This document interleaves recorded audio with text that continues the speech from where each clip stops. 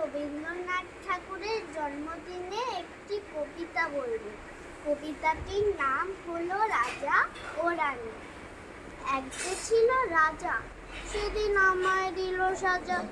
ভোরের রাতে উঠে আমি গিয়েছিলাম ছুটে, দেখতে ডালিম গাছে বনের পিরবু কেমন নাচে।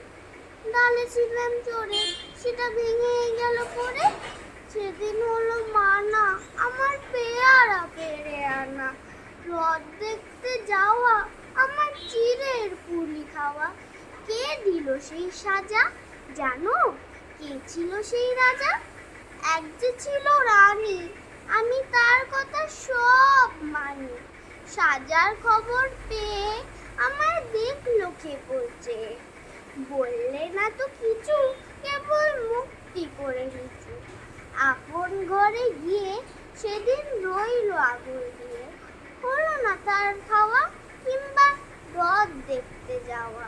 নিল আমায় কোলে, সাজার সময় সারা হলে।